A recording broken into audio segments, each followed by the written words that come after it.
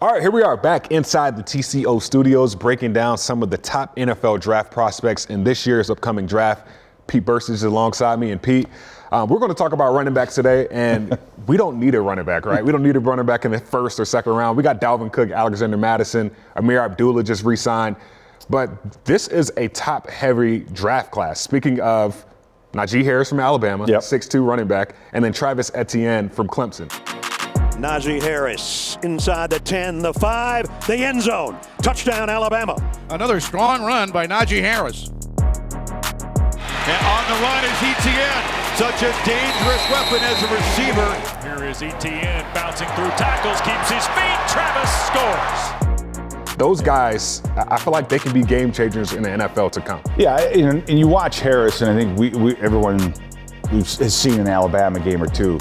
What's amazing about this kid is his versatility, and it's not just being able to run in the block, but to line up as a wide receiver and catch passes down the field. So you got the route running component. That is one of the strengths of Dalvin Cook. I mean, Dalvin is a very, very good receiver. You have to respect him in the passing game. Obviously, you have to stop him in the running game. And if a team is looking and says the running back position is the one thing that we need to fill, he's going to fit that hole. And again, he can do about anything. You could put him in a Tennessee offense. You could put him in Seattle. You could put him anywhere. And I think that kid's going to have a lot of success. It's hard to coach 6'2", 230. But Travis Etienne, I mean, he came back to college football to be a better pass catcher. Like, you don't hear people say that all the time. I mean, he's the all-time leading rusher in the ACC history. What stands out to you? Yeah, he's dynamic, but not the size. So there's the kind of the durability question. Can he handle the pounding? But I think the college running backs, they see how teams fit. You watch Kansas City, and you watch how the running backs fit, in their offense. They're a big part. They have to run the football, absolutely, but being part of the passing game has become so important for running backs. And I think he worked on that, and he's another really good, just all-around running back. And I don't think anyone who picks him is going to regret it. That kid's going to be dynamic, and he's going to be very, very good.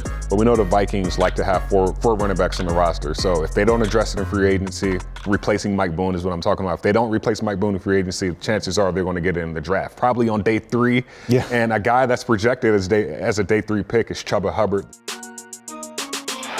Hubbard, look out.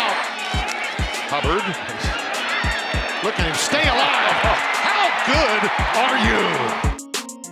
The 2019 Big 12 Player of the Year. What stands out to you when you watch his film from Chuba Hubbard. I mean, you watch his highlight tape, and it's a lot of big plays now. Here's a guy that's just running away from the rest of the defense. And then you have to take a look. It's a funky offense at Oklahoma State. Mm-hmm. Most of his big plays are right downhill, right between the tackles. He reminds me of Robert Smith, a running back that we had, I remember back in the late 90s. And Robert was one of the fastest straight-ahead runners that you've ever seen. And that's kind of what Chuba is. Yeah. He's downhill. You give him that football on a draw play or anything else, and he sees a crease, and he is like shot out of a cannon. Mm-hmm. He's gone. Tall, thin, he has the moves, but he's not a quick twitch kind of dump it out to the flat, let him put a move on a guy. Those are the get him the ball in space type of matchup nightmares that certain running like Alvin Kamara can be, right? I don't know if he's necessarily that kind of guy, but between the tackles and a downhill running game, man, you give him some daylight, that kid is gone. Let's say the Vikings selected him in the 3rd round. How would he fit on our roster? Well, that's kind of it's a very, very good question. However, when I look at our offense and you look at C.J. Ham and I look at some of Dalvin Cook's big runs, a lot of them are just ISOs. What's old is new again. Mm-hmm. It's just C.J. Ham billowing up on a linebacker, double teaming on the backside, handing the football off, and Dalvin is so good at setting up blocks, reading, and getting on the second level. Yep. Now Hubbard, he's going to take that ball and he's going to take that thing and just go north and south. So in that style of running game, is he going to be a good zone runner? Ooh, that's a whole other skill that he needs to develop as far as knowing where the targets are. I mean, I'm going off the tackle's hip, I'm going off the tight end's hip, and then it's a completely different style of running game. But man, you run that downhill ISO lead type type running style, the kid might be explosive. Moving down this list, you got Jared Patterson from Buffalo. Patterson's off once again. And another house call for Jared Patterson. Jared Patterson, how about touchdown number 8? It's no joke. This kid's for real. Remember that game he had against Kent State? Yeah, 8 touchdowns. 8 touchdowns, 409 rushing yards. Like, watching his film, what stands out to you? It's exactly what you want from a guy who's playing, at that collegiate level. He's a smaller, quick twitch type of running back.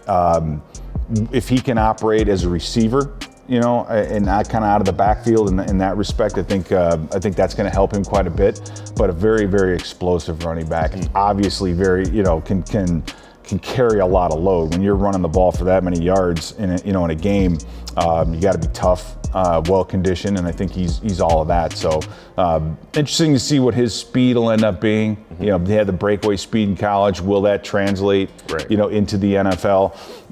But a really, really good, solid, shifty, very, very shifty underneath type of running back. Rounding out our list today, you specifically put this next guy on our list. You said, hey, I want to talk about this guy, Shane Simpson from UVA.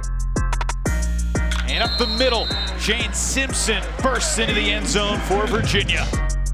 I watched this film before we got in here, and I was just like, he reminds me of like a Mike Boone type of running back. Yeah. But for you, what stands out to you? What stands out to me with Shane Simpson is his return ability.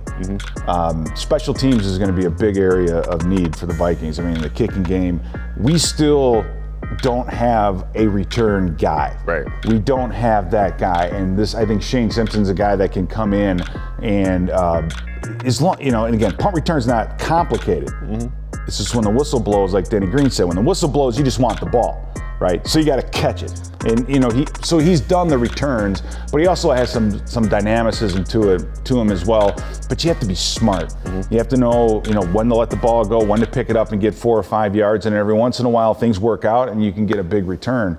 But I think in the return game, when you pick a guy and he's going to walk into your meeting room as the 4th running back, it's going to be about what else can you do, right? And the more you can do, the happier we are. Right. And I think his return game might be something that would really benefit the Vikings. What about his toughness? He runs hard also, but at the same time, that toughness is going to be used on special teams also and other aspects. Absolutely right. And as far as covering kicks and doing all those other things, and you get one of the things, you have to know your role when you come into the NFL. But he's had a funny track thus far, going from junior college, transferring.